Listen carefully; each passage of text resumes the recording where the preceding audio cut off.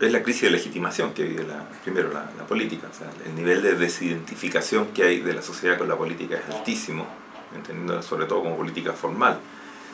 La paradoja de eso es que se produce una desidentificación con la política institucional en un contexto en que no es una sociedad precisamente abúlica o no movilizada, sino que es una sociedad bastante activa en este rato.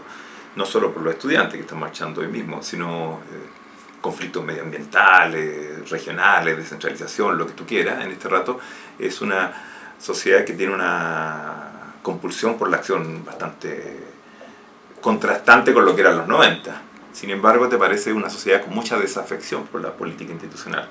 Eso por un lado, entonces eso provoca una situación en la cual no hay mayorías políticas contundentes en Chile. Bachelet ganó la elección pasada con un 25% de los votos, no más que eso, digamos, del total de votos posibles. Y esta vez quien gane va a ganar posiblemente con mucho menos que eso, digamos, ¿no?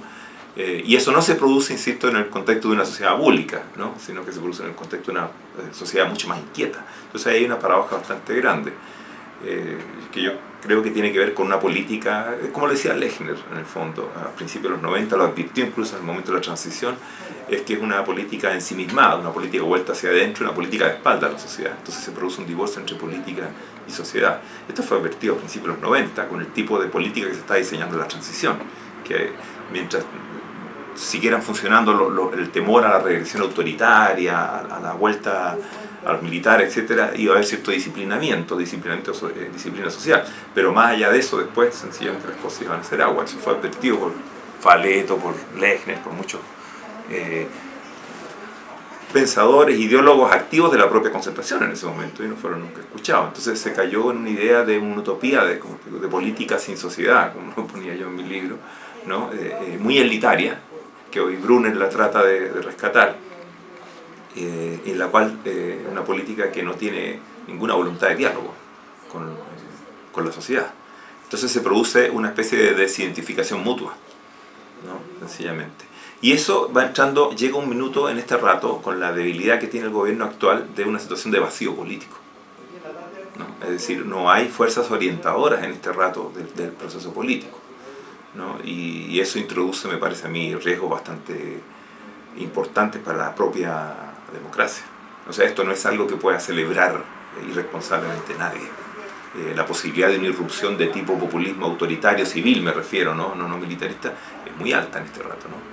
Que los canales de televisión, que son o qué sé yo, los medios de prensa que son muy concentrados en este país, te inventen alguna figura en este rato para una política más sumamente encerrada, sumamente. Las primarias pasadas recién las vieron, ¿no? La participación en las primarias, 5,5% de participación, o sea, nada, ¿no?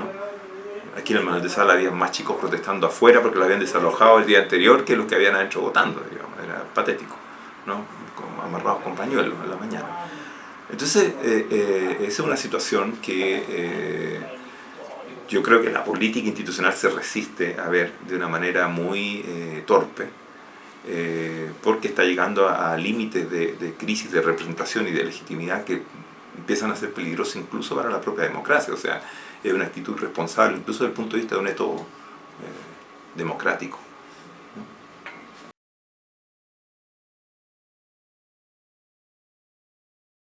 Los movimientos sociales son las formas reactivas más inmediatas que producen los procesos sociales, fundamentalmente y sobre todo en contextos en que no hay representación política suficiente.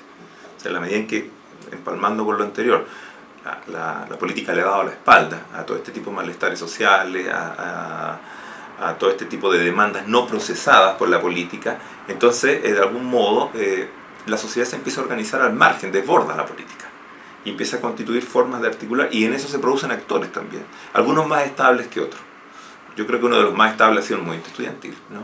Se dijo que el movimiento estudiantil se había movilizado en 2011 en contra de Piñera. Las cosas demostraron que eso era falso. O sea, se trató de hacer una instrumentalización que era como un problema contra la derecha. Y el problema de la crisis de la educación es muchísimo más transversal, que ese asunto todavía lo tienes hoy funcionando. Eso era a más olvidarse el 2006 también, que estaba antes, etc. Entonces quizás sea uno de los actores más permanentes, pero eso es un punto. Y otros son mucho más esporádicos, más pasajeros, como dices tú. Pero el punto de eso a la proyección de la política son 20 puntos aparte.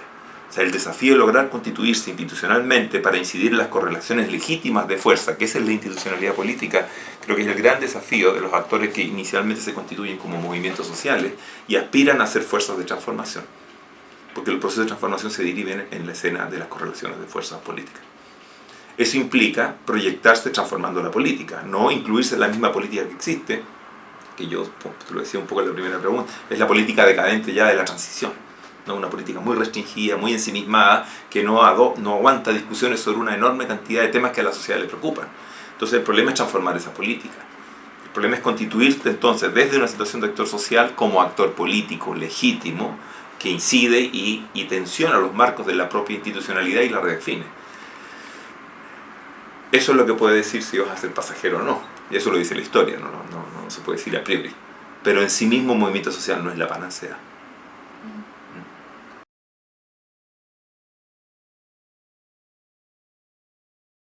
Hay una contraposición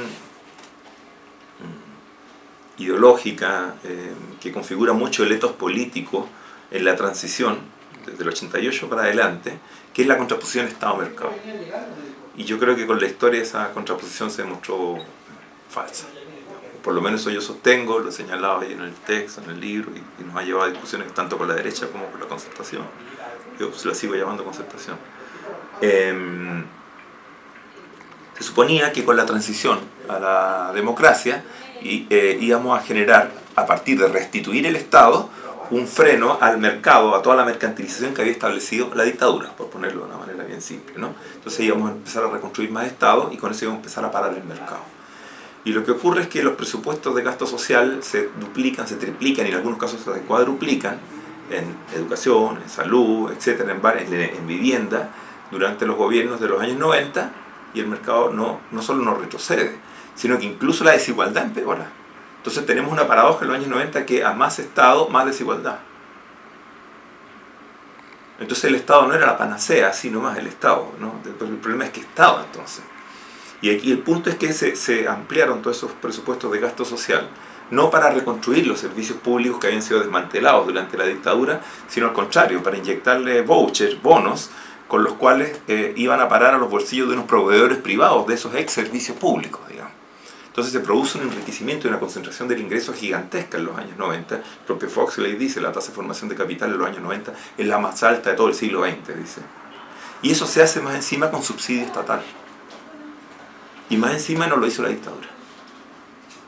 O sea, yo después de 25 años, y no es que lo quiera defender, pero ya no le podemos seguir echando la culpa a toda Pinochet. Después de 25 años ya, insisto, no tengo ninguna gana de defender al gallo, pero o a su obra, a lo que quieran, digamos. Esto se profundiza durante los años 90 con un Estado con más presupuesto, con estos gastos sociales. Entonces lo que se termina generando es una especie de capitalismo, entre comillas, de servicio público que lucra con fondos estatales que ponemos todos, ¿no? Entonces ahí para mí me parece que ya la contraposición, volviendo al punto inicial, Estado-mercado, no se resuelve. O sea, lo que hoy frena al mercado no es más Estado. Lo que hoy frenaría al mercado es más democracia, es más ciudadanía. Y esa ciudadanía es capaz de redefinir el Estado. Pero mecánicamente votar por más Estado en este rato a mí no me dice nada.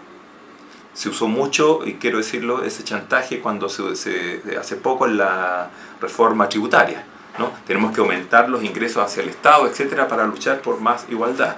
¿Quién dijo que más ingreso estatal y más tributos son igual a más igualdad? Eso no lo muestra mecánicamente nadie, porque al final son más boches que van a parar por el CAE a la banca privada, o por el Plan Auge y sus respectivos derivados después a las clínicas privadas que florecieron con dinero estatal, porque tú tienes una patología X que te la tienes que atender solamente con dinero estatal en una sola clínica. Entonces el dueño privado o los dueños privados de esa clínica ganan plata sentados, ni siquiera compiten. Fíjate que yo les ponía en el libro burguesía norcoreana, ¿eh? Porque son casi socialistas en el sentido, me refiero de los países socialistas, ¿no? Porque ganan plata sentados y saben que son protegidos por el Estado. Lo que estoy diciendo es que este neoliberalismo en el fondo tiene de verdad y de mito. Hay que tener cuidado. Verdad que hay empresarios que compiten y están en el capitalismo salvaje, pero hay otros que viven sentados sencillamente de acumular por más Estado. Entonces ese tipo de empresariado tiene, vamos a decirlo a la antigua, conciencia de clase, de que necesita más Estado, ¿no? que necesita más gasto social. Va a estar a favor de más gasto social, siempre y cuando esté planteado no en reconstrucción de los servicios públicos, no en la reconstrucción de derechos sociales universales, que eso es lo que tú tienes que cortar para que florezca esta apropiación privada de subsidios estatales, ¿no? Entonces es un tema bastante complejo el de llegar y abordar el Estado mecánicamente como oposición al mercado. Eso creo que como una oposición ideológica que le hacía mucho sentido a la construcción de culturas políticas y de capacidades de lucha a principios de los 90, ya no funciona. En este rato lo que necesitamos es más democracia, más ciudadanía para oponernos a ese mercado y poderlo repensar de ese modo. Por lo tanto, cualquier constricción a la política en este rato me parece conservadora, reaccionaria, digamos, como dirían antiguamente, momia, ¿no? Pero en este rato no se le puede pedir a la gente que no discuta sobre lo que quiere discutir.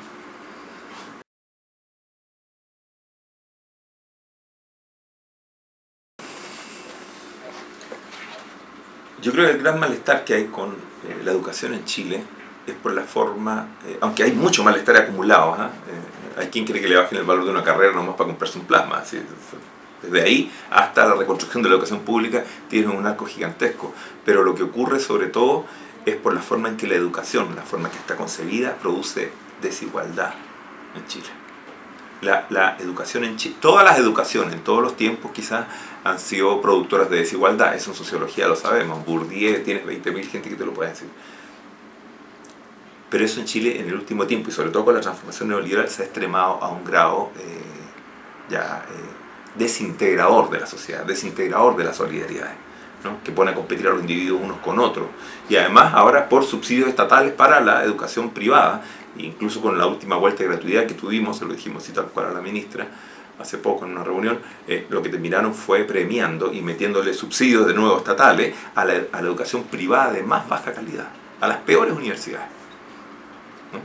Incluso penalizaste las privadas buenas, digamos, aparte de que también las estatales, ¿no? Entonces es un sistema desquiciado que lucra con las expectativas, los sueños de la gente más humilde, más sencilla, digamos, que de algún modo tiene aspiraciones de ascenso social que se asocian históricamente en Chile a la educación.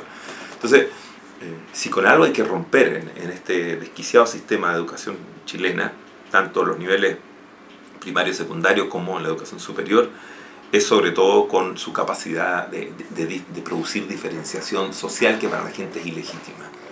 Y por lo tanto al revés, aspirar a construir un sistema de educación más inclusivo, más integrador, más constructor de sociedad, ¿no? y que juega menos a la idea de la promoción de individuos competitivos y en guerra unos con otros, digamos, ¿no? El ascenso social funciona como una especie de paradigma muy tramposo, como si fuera la guerra de uno contra uno. Los que están arriba no pelean de a uno, pelean sumamente organizados, ¿no? Inciden, la otra vez nos dijeron, ¿no? Aguad y Fontaine, la reforma tributaria se hizo en mi casa, ¿no? Yo soy el papá de la... Entonces ellos trabajan de una manera sumamente fuerte arriba de esta cuestión de reforma, pero para abajo te hacen pensar que la cuestión es la guerra uno contra uno, ¿no? Y tenemos que cada uno acumular capitales para ir a pelear a una cuestión sencilla, una cuestión sumamente ilusa la que se ha creado, sumamente falsa y que ya tiene reventada la gente.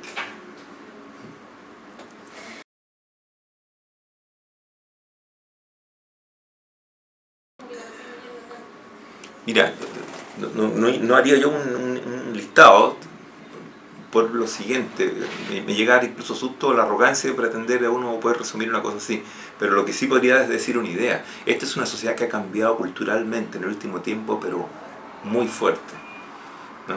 Y por lo tanto es sumamente difícil mantenerla constreñida en los marcos de poca tolerancia, de conservadores, que se han heredado de una sociedad que rompió recién su ciclo agrario prácticamente en la segunda mitad de los años 60, recién con la reforma de Frei Montalva, el primer Frei primero, digamos, y Allende, que no era tan distinta en ese plano.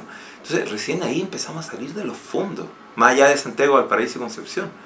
Entonces, y ahora entramos en una situación de modernización acelerada en la que estamos metidos en este rato, ¿no? Donde los códigos y los quiebres generacionales son gigantescos y los códigos culturales que empiezan a ser consumidos, sobre todo por las generaciones más jóvenes, son impresionantes. Entonces, la reforma cultural de las instituciones tienen que ser, pero aceleradísimas, frente a una sociedad que ya ha cambiado culturalmente de una manera acelerada.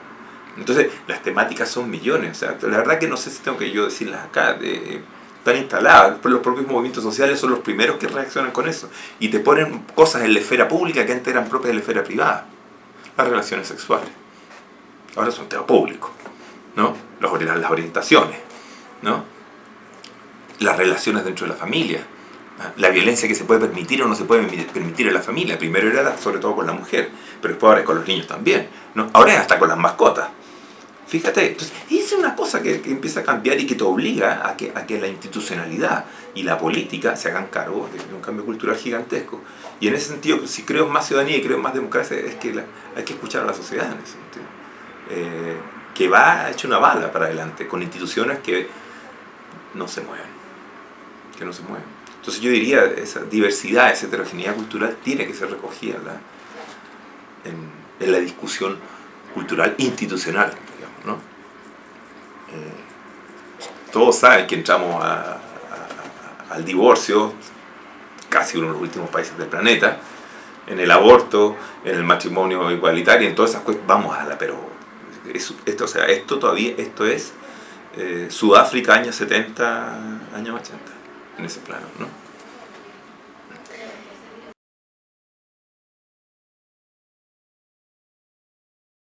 Pucha, lo mismo que te decía un poco en el tema de educación, para no alargar mucho. O sea, en ambos puntos, también en salud, también en pensiones, así como en educación, se construyó una especie de capitalismo de servicio público, ¿no? Que apuesta no a situaciones de competencia, como sería la lógica capitalista, liberal, digamos, económica, que es la discusión que tenemos hacer con la derecha, ¿no? No es hayekiana, no le hace mucho honor ni a Friedman ni a Smith, ¿verdad? Sino que son nichos de acumulación regulados.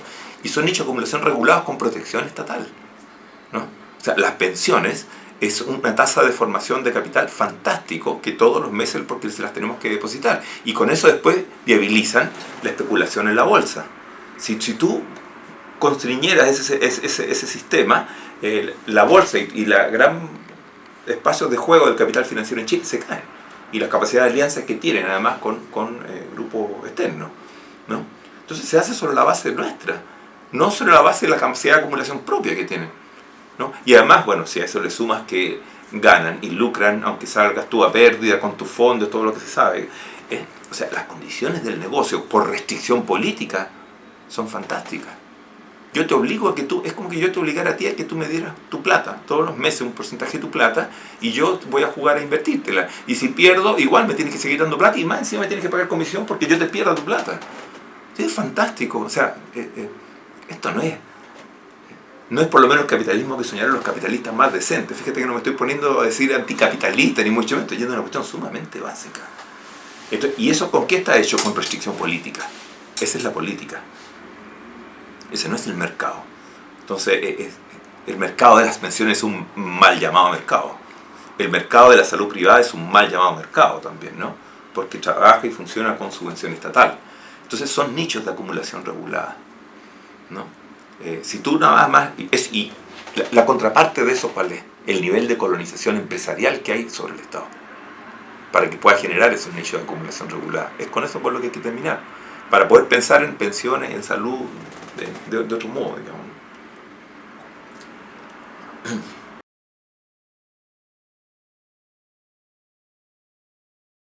El modelo primario exportador que hay, el modelo extractivista.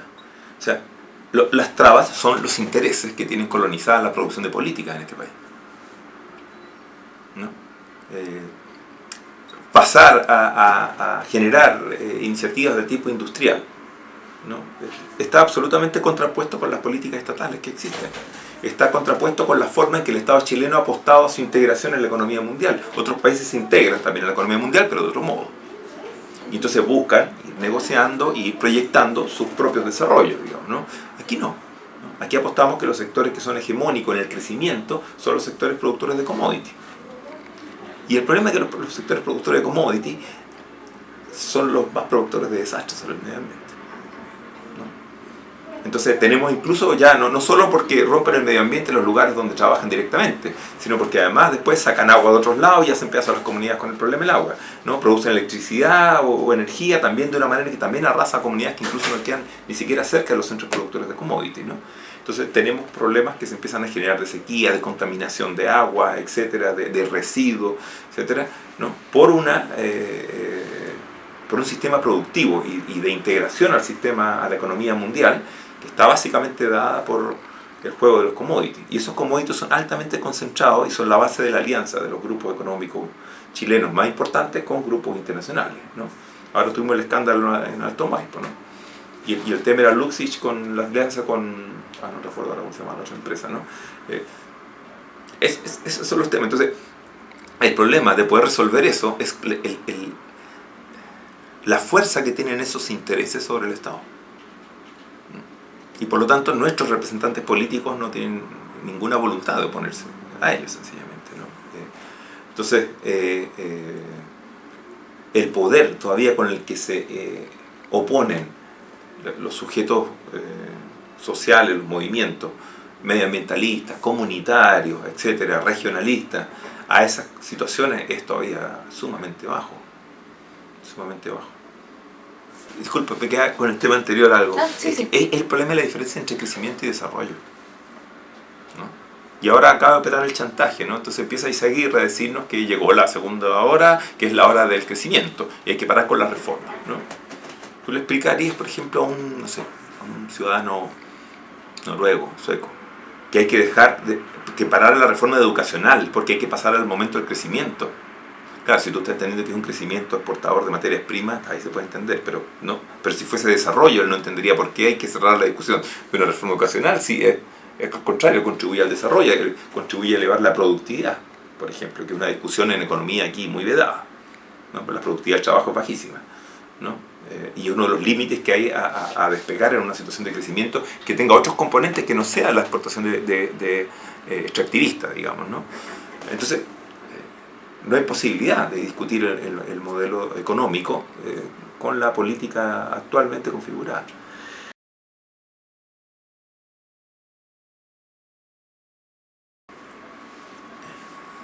Dos cosas, muy breves también quizás, pero te las voy a dejar así como comida patronauta nomás, pero así muy compacta y dan para conversar un poco más. También de estas cosas he escrito harto, pero es complicado hablarle un poco rato. El dilema izquierda-derecha, por lo menos como lo conocimos históricamente en Chile, se encuentra totalmente diluido. Totalmente diluido. Primero, el empresariado no echa de menos a una derecha, que además el principal enemigo de la derecha en Chile es la propia derecha.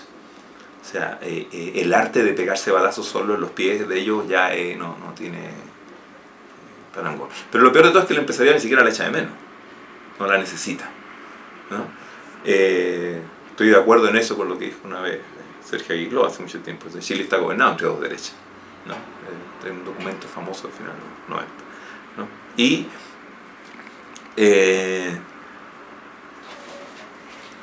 hoy tienes incluso, imagínate, un ministro comunista administrando gasto social focalizado. El gasto social focalizado es una política que construye la dictadura, que instala el padre de estos Kast, Miguel Kast, ¿no? en lo que en ese tiempo era Odeplan, que se instala sobre la base de restringir los derechos sociales universales y por lo tanto el Estado atiende, entre comillas, a los verdaderos pobres. Y por eso tiene que focalizar. Para eso se utiliza una serie de técnicas que aquí los sociólogos trabajamos, de cálculo de vulnerabilidad, de situaciones de riesgo, etcétera, etcétera, para que el Estado solamente tenga gasto para atender a esa gente. Son los verdaderos pobres. Eso se generó en la dictadura pinochetista con el intento de construir un pinochetismo popular. Y de ahí viene esa UDI popular, que de ahí se entrenaron, con ese Longueira que decía cuando joven que dormía en citroneta en las poblaciones con un saco de dormir y todo. Ahí viene esa compulsión de esa intento de una derecha no aristocrática, digamos, ¿no? Como una especie de derecha leninista, digamos, ¿no? Que trabajaba en las cuestiones, etc.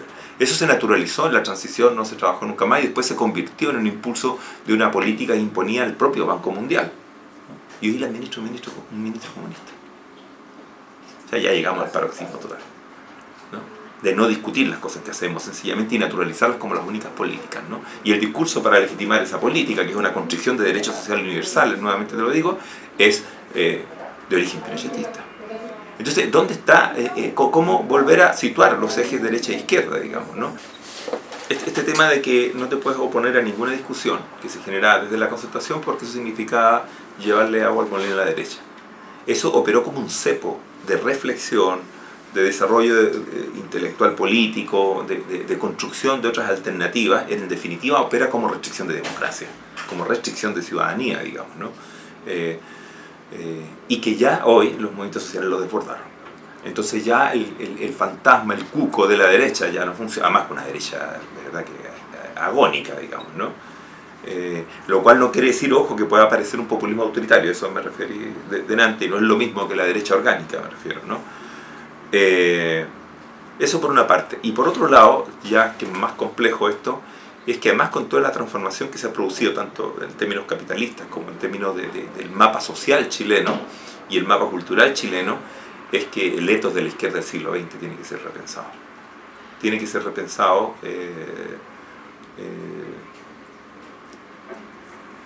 con mucho respeto. Podemos decir que una izquierda histórica, digamos, no sé, desde los 20 hasta los 70, por lo menos construyó ciertas respuestas históricas a su tiempo y a la sociedad que tenían y a las formas con quienes se oponían, digamos, a las alteridades correspondientes en ese momento, pero no son las actuales.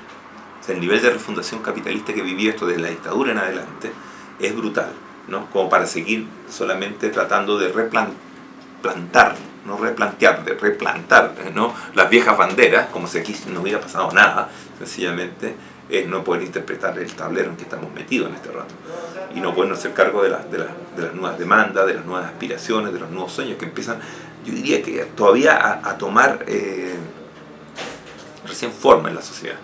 Yo creo que vamos un poco derecho a otra década de los 20, así como la década de los 20 del siglo XX, que fueron las décadas que más se inventó, con la década del 60, digamos, son las dos grandes décadas de nuestra historia, en ese rato donde se producen, bueno, en ese caso hay dos grandes izquierdas en Chile, ¿no? La izquierda de los años 20, ¿no? Donde viene el PC y el PS, históricos me refiero, y después de los años 60, donde se produce también otras culturas de izquierda importantes.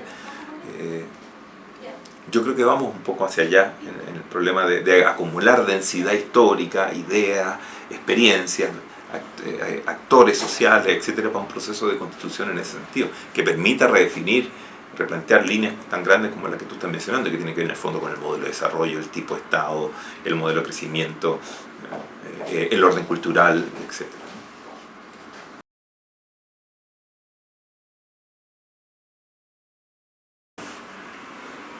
Algo que perdimos de vista hace mucho tiempo, y es que contribuir a un pacto social, contribuir a las formas de los grandes acuerdos sociales, y por lo tanto a plasmar en política como intereses legítimos también los intereses sociales que aparecen conflictuados. El conflicto social es legítimo en una sociedad moderna, y por lo tanto el problema es ensanchar la política para que quede debidamente representado y no tenerlo afuera sencillamente como exclusión y hacer una política sorda. Entonces los actores en general de la política estén en un lado o en otro, etcétera, incluso la oposición, el problema es contribuir bajo las tensiones legítimas y bajo los conflictos que son legítimos, porque la política establece conflictos legítimos, a la construcción de acuerdos y de pactos sociales, pero no exclusión, no lisa y llanamente exclusión, y por lo tanto sordera respecto a los que están afuera nomás, ¿no? Para naturalizar una política que, como les decía, viabiliza estas formas de acumulación que son sumamente excluyentes y que no invitan a nadie a una discusión de inclusión social.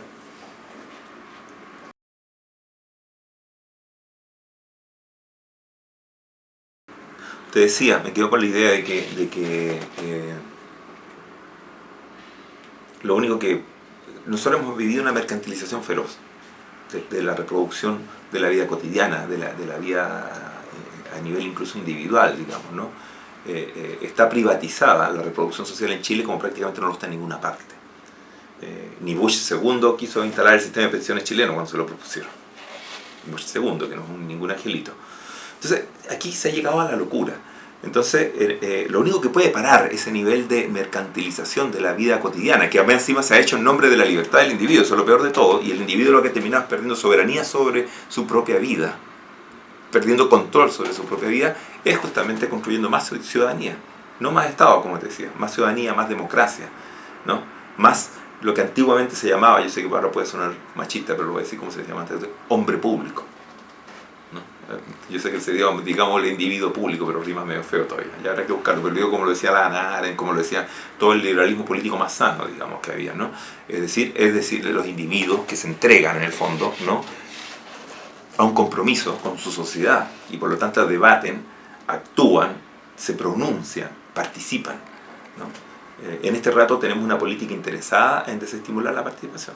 O sea, la despolitización en Chile ha sido inducida y fue inducida desde la transición en adelante. El problema ahora es cómo recuperas que esa intención de movilización que hay se exprese en una situación política legítima.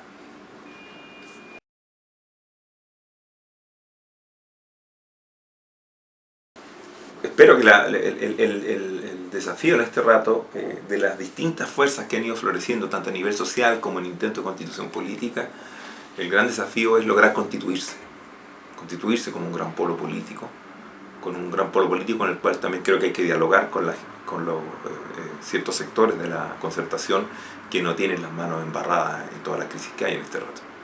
Que la crisis política no es solamente por la corrupción llegó después a complicarla más, pero la crisis empezó antes, ¿no?, antes de que estallaran los casos.